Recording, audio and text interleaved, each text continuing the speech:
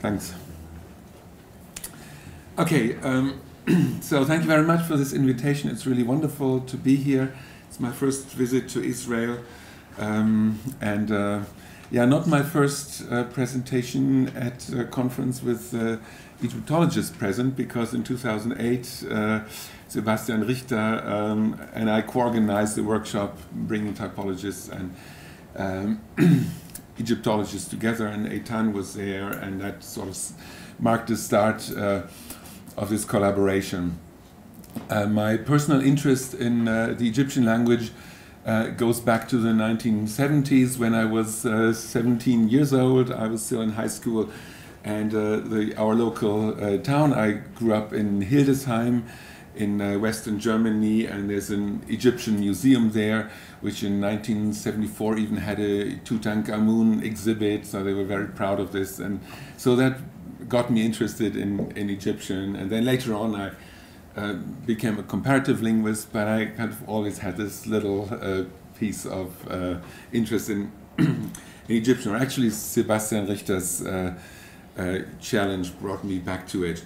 And especially when going back to Coptic, at some point I realized that this language can be used particularly nicely to illustrate a broader point that I want to make about the problems that the linguists have with the notion of word. So this talk really is more about what linguists should do. It's not something that Egyptologists should learn from linguists, but what linguists could learn from Coptic. Okay, so because what I'm going to say may be rather difficult and outrageous or so, I start with a conclusion so that you can contextualize what I'm saying. So I will conclude that the word notion is not helpful for describing Coptic, but Coptic is not necessarily unique. More generally, the word notion is not as crucial as is often thought for describing languages. We need different descriptive categories for each language, because each language must be described in its own terms. And more generally, languages are not made out of the same building blocks, unlike things in the world, which are all made out of the same chemical elements or atoms or so. So I think linguists often make the mistake of thinking that languages work like things in the world, and that our task is to find out the universal building blocks. So where I come from, the study of empirical universals of language. So I'm interested in which non-trivial properties are shared by all languages, which connections can we make between properties of languages. So non-trivial properties such as all languages have special negative morphemes, have special question constructions, have demonstratives. As was mentioned in the introduction, I worked on the World Atlas of Language Structures, where we actually put together a lot of grammatical comparative work. So this is just to give you an impression if you haven't seen that website yet. In practice, it's really more about finding connections between properties. So the well-known Greenbergian word order connections: if a language has prepositions rather than postpositions, the possessor follows the noun.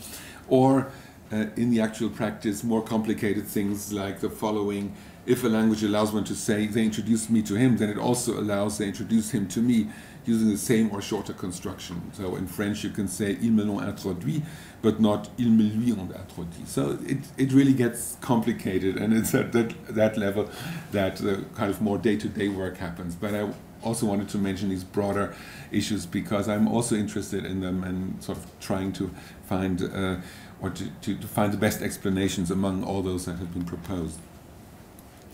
Okay, so from this universals perspective, the question then is, how universal are words?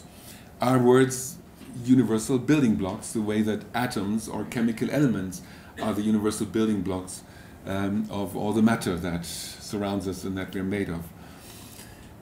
So some linguists say, all languages have words. This is from a textbook, 1999. Is this a trivial universal? And that Coptic lacks words, is that a sensational discovery? No. It was just a title to pique your curiosity and perhaps to remember after you've forgotten everything else of this talk. No, Coptic is a fairly usual language. but it can be used well to illustrate the point that linguistics does not necessarily need a word notion to describe languages. Linguists have not understood this yet. Traditionally, and even in modern times, the word concept is a basis for some other commonly used concept. So, syntax describes a combination of words to yield sentences. Morphology describes the combination of morphemes to yield words. Syntax and morphology are different levels of language description. So this is the way linguists talk all the time. I mean, just yesterday I had a Facebook discussion with some generative linguists who talks about, is word formation, does it take place in the syntax, or, is morphology in the syntax? And, they debate it, as we speak. And I think they just presupposes that syntax and morphology exist, and that presupposes that words exist, and that we know what words are, but the problem is we don't. There are different attitudes that we can take to words, and I make 4 different distinctions here. The first, perhaps the most naive, is say, well, there's no problem with words. Words can be identified by speakers. They have intuitions about words. So Coserio, 1964, simply asserted, "Nous estimons la notion de mot comme intuitivement établie." And similarly, Aronoff and Fudemann in the 2005 textbook, they simply claim speakers, literate and illiterate, have clear intuitions about what is and what isn't the word. Well, I'm not so sure, and actually there's no empirical evidence for this, and there's quite a bit of evidence against it. And I think perhaps the most, the clearest piece of evidence is that many languages simply don't have a word for word. Well, English has word, French has mot, Russian slovo, Hebrew has milah, but what is the word for word in Coptic, for example? I don't know. In Lesbian, this is the language of the Caucasus that I studied, there is a word for word, chal, but it also means speech, talk, language. So I think many languages are like that. All languages have words for talking, and then they can have normalizations, but certainly I would say most languages don't have a word that corresponds to word. Word really is more like a written. I see Walter Bisang nodding, because in Chinese there isn't really a word for word. There's a word for character, right? That's not for word. Okay, so having gotten rid of the first view, well, the second one is words can be identified by grammarians, not by speakers, but by grammarians, because they all share certain grammatical properties. They form the basis for the distinction between morphology and syntax. This really is the mainstream view among linguists. And some non-mainstream linguists may take the view that many languages have words, but some don't. But this is a very minority view that I haven't heard anyone taking the last few decades or so. In the 1940s, I think Hockett made a claim that some languages have words, but Chinese, for example, doesn't. Okay, and finally, my approach is words cannot be properly defined and are actually irrelevant for linguistics or for comparative linguistics. We certainly know what typical words are. For example, roots like tree, moon, blue, right, laugh. We also know what typical complex words are in sort of typical Western languages. Verbal roots with tense and person suffixes like German kauftest, or Latin scribebas, or Hebrew katavti, or nominal roots with number and case suffixes like German kindern, or Latin pueris, or Arabic hayawanati, or verbal roots with derivational prefixes like Latin producere, or German verkaufen, or nominal roots with derivational suffixes, kindness, Hebrew machshevon. So these, nobody would dispute that they are words. So there's no problem here. But even in familiar languages, when you look more closely, there are problems. What about the English S genitive? Is that a genitive suffix, as in the man's house? And what about the boy's house? Where's the suffix there? But then there's also the man who came's house, which many English speakers accept. German infinitival zu. It's really very salient that sometimes it's spelled as a separate word, sometimes it's spelled together without any apparent reason. French preposition de sometimes becomes du, or the article le becomes u, and so is du a word, or is that two words? Russian preposition k sometimes becomes ko, as in ко многим друзьям, where it seems that the phonological variation there is really more characteristic of something like a prefix, which is expected to vary in form, whereas for a word one wouldn't expect that it varies in form depending on the following word. So such problems tend to be found in all languages, actually. They're more noticeable in languages which do not have an established orthography, or in languages whose orthography does not divide sentences into words. So in Chinese, for example, there's Chinese linguists can never agree on where to put word boundaries. I mean, more recently the consensus seems to be, well, yes, Chinese does have words, but where exactly the word boundaries are is very problematic. So one can suspect that the problems arise when a language has complex expressions that are not very much like the typical complex words of Latin or German. So the problems arise when our prejudices don't work anymore. Sometimes they do, so we approach other languages from our perspective, but when they don't work anymore, well, then there's a problem.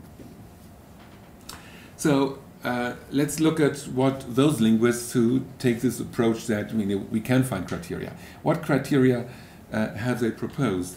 Well, there is quite a bit of a literature, but not really widely known literature. So when I worked on this, I wrote a 2011 paper. I looked up this literature, much of it from the middle of the 20th century, sort of beginning in the first half of the 20th century when structural linguistics began and when people stopped looking at languages from a purely historical perspective and tried to look at languages in a systematic and unprejudiced way. So when this idea that each language should consider it in its own terms, when that was taken seriously. So I have two quotations here from the pre-structuralist era, and at that time people simply didn't realize that there was a problem. So Zedler, 1749, a word is defined as a perceptible sound that means something, and even in Sapir, 1921, a book that's otherwise very highly regarded, even nowadays,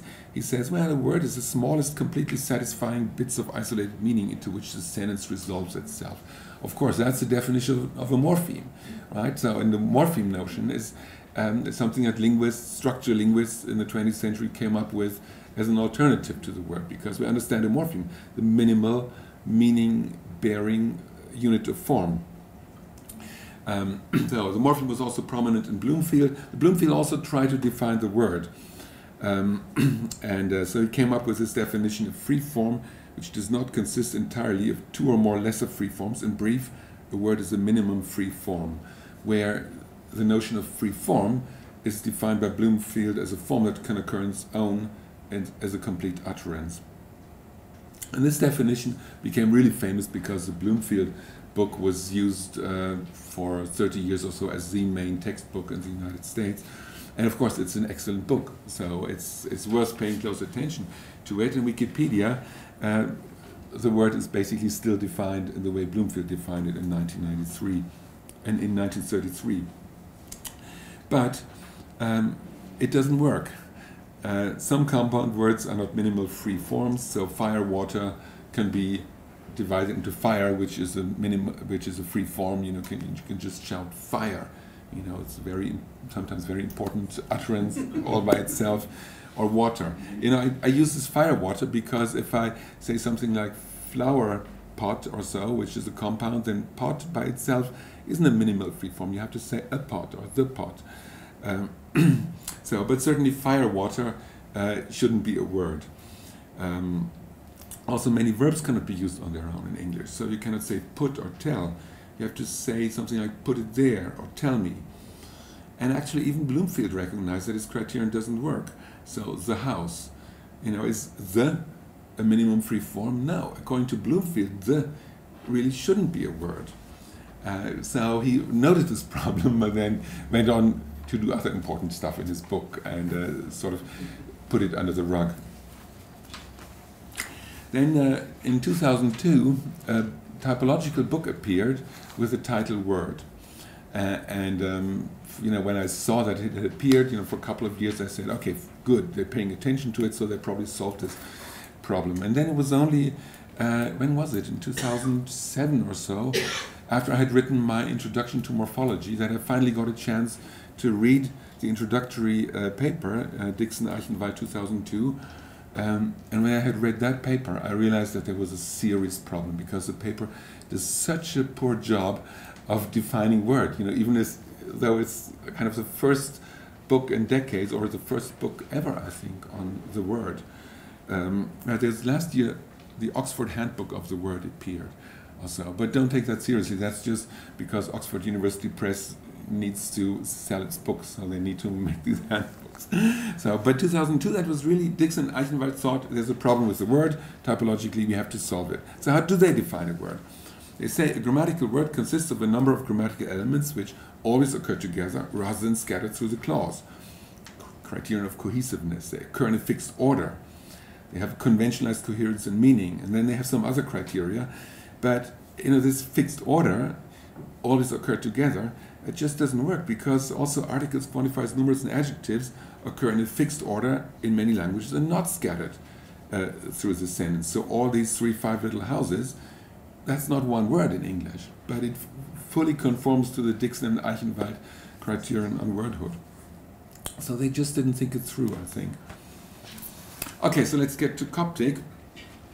Well, Coptic does have what looks like inflectional and derivational prefixes and also some suffixes. So we have Hotep, kill, and Refhotep, the murderer, Monachos, the monk, and Monachos, the monkhood, or inflectional prefixes like Tisotem, Xotem, Sotem, Tensotem, and so on. Well, most of you are much more familiar with these forms than I have. I'm just giving you some paradigms to look somewhat similar to these typical forms from Latin and German and so on that I gave you earlier. And now comes the crucial point here. There are also many more affix-like forms that behave exactly like these tense and person prefixes in Coptic. And when you look at them, or when someone like me looks at them, they start to look very different from the kinds of affixes that we have in the typical words. So definite articles, well, definite articles certainly in English and French and so on are not considered prefixes. Even demonstratives seem to be prefixes in Coptic, as in perome or teishime. And then prepositions, henen rome or menen, shere or epjois. Well, are these case prefixes? Are these prepositions? I think in the books and articles on Coptic, the spelling starts to vary with these forms. With articles and demonstratives, I think it doesn't vary, but with prepositions, sometimes they're written separately, sometimes they're not written separately. Then there's a complementizer, che, as in this form che et tet ne pistewe. There's a coordinator he, as in kas hisark. There's a relativizer et in pshenet nanuf, the tree that is good. There's the existential verb mente, as in mente pneuma kas hisark. These examples are all from Latin, so the Latin grammar, that's really my Coptic Bible. It's really a wonderful grammar. It doesn't have any glossing, so it's only because I studied Coptic quite a bit that I can understand it well. Somebody should write a grammar of Coptic for linguists with glossing, for typologists. It will be only after that that people will really be able to make use of it. So are all these elements prefixes, the way that we might think that the person in tense aspect prefixes are prefixes? Well, what about verbs? You know, verbs can also be used kind of in front of other elements like nechu, nok, and rau, like utter a loud cry, or say uhumch, make me drink vinegar. So I think there's a real problem there if you want to use the prefix notion for these. And in fact, in the Latin grammar, that's not what he does. He doesn't call them prefixes. In fact, instead, we can simply say, more or less following Latin, that Coptic has several different types of morphemes. Morphemes that are always stressed, like almost all nouns. Then there are morphemes that are always unstressed, many different kinds of grammatical morphemes. And then there are variable morphemes, which are sometimes stressed and sometimes not stressed, many transitive verbs, plus a few others. So like nuce, which also has the unstressed form nec. And then there are some floating morphemes that I'm not going to talk about. So the unstressed morphemes must attach to some stressed morpheme, either at the end or much more frequently at the beginning. And the combinations of the stressed morphemes plus the attached, mostly pre-attached unstressed morphemes are then called bound groups by Leighton. And in my 2015 paper, I call them stress groups. Leighton really is quite careful because we don't really know what the stress is. So he says they're bound. We know more about this. They don't occur on their own. And then later on, a few pages after introducing this notion bound group, he says that it actually probably based on stress. And I think that inference is really very certain. So that's my impression. I'm not really an expert, but it really looks like this must be stress. And it must be that this e form must be a schwa, because it's simply very common in languages which have stress that the non-stressed syllables are reduced. And we very often get a reduction to schwa, and that the e is used to express schwa.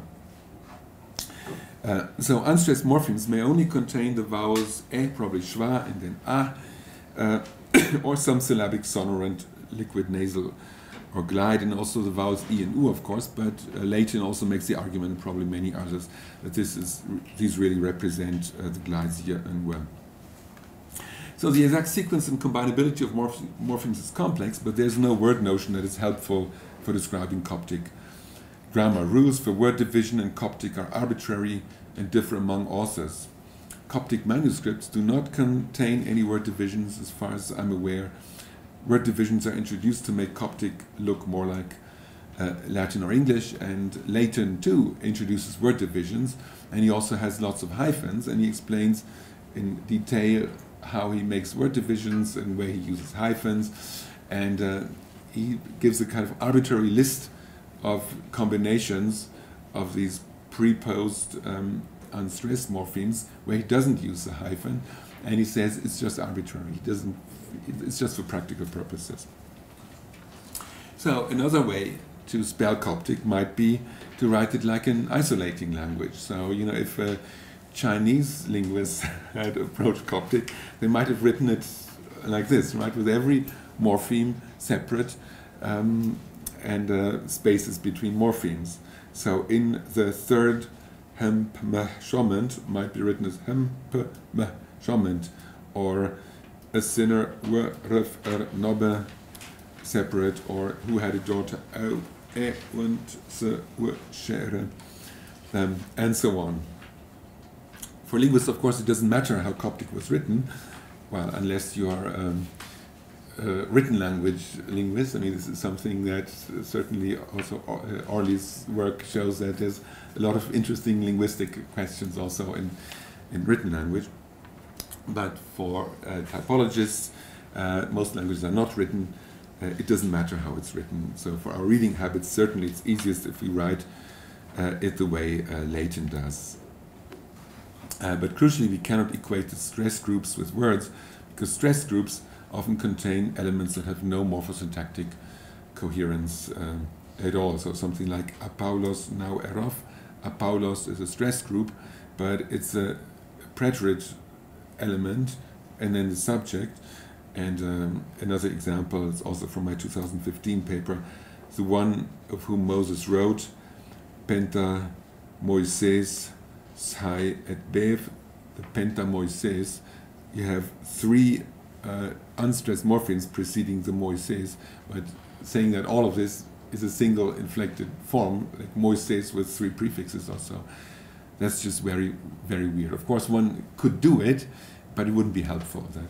That's sort of the claim. And even verbs can sometimes be unstressed. Okay, so what have Copticists said? Actually, what I'm saying here is not new at all. And unfortunately, I didn't have the time to go through Polotsky's copious writings and try to find what he might have said. I would suspect that he would have been very sympathetic to what I'm saying, because Polotsky was quite typical of the structuralist period in linguistics, when linguists emphasized the fresh look at languages and kind of unbiased by other languages. And I think it's to some extent because Polotsky lived in the area in which he lived that he was able to make these innovations. So, I mean, I don't want to de-emphasize the personal genius, but it's certainly characteristic of the 1920s, 30s, 40s, also in the United States and in other European countries, that linguists said, let's look at each language in its own terms. So, Shisha Halevi says in his review of the first edition of the Latin grammar word division, entirely strange to Coptic and Egyptian analytic sensibility, accommodates the Western student's bias and a subjective and imprecise conception suited to the Indo-European typical parcel unit of lexical stem and grammatic affixes. So that's exactly what I thought before Eitan pointed out to me that Shisha Halevi had written it in his review in the journal Orientalia or so, which I would never have found. The word is no longer a notion of general analytical significance. And then there's a quotation, a crucial quotation from paragraph 27 in Leighton 2004. And this contrasts in a striking way with the generative and typological authors. So what do generativists and typologists have in common? They want to make Egyptian less special. And actually, since I'm a typologist, you might expect that I align myself with these generative and typological authors, right? But I'm, trying to also see the value of the structuralist period. So Reinke is a typical generative author. Perhaps I will argue that person, number, and gender markings on Coptic verb forms are not agreement affixes, but pronominal clitics. Pronominal clitics, sort of, generative jargon, and Egedi 2007, similar. Is critical of the traditional view of category terms such as suffix, infinitive, inflection, or conjugation. It would be more adequate to utilize such expressions as weak pronouns or clitic pronouns, absolute pronominal forms, and so on. So the criticism of the earlier tradition is characteristic of the structuralist view, and that was to some extent inherited from the generativist. But then what the generativists do is they say, okay, but there's this other set of terms, typologically motivated, that's more adequate. So we should use terms like weak pronouns or clitic pronouns. Weak pronoun in particular, that's a generative innovation. The term clitic was actually introduced in 1946 by Eugene Nida, but then it became famous only in generative work since the 1970s. Okay, but also typological authors like Grossman and Police, 2015, this is from a handout. So Coptic has prefix subject affixes on verbs. While they may follow the time polarity affixes, they always precede the lexical verb. So they give this example, afchi and woik, he took some bread. But then they also explicitly mention the criteria of uninterruptibility and adjacency, but then apromechi, it shows that afchi is interruptible. So there's a problem with the prefix idea.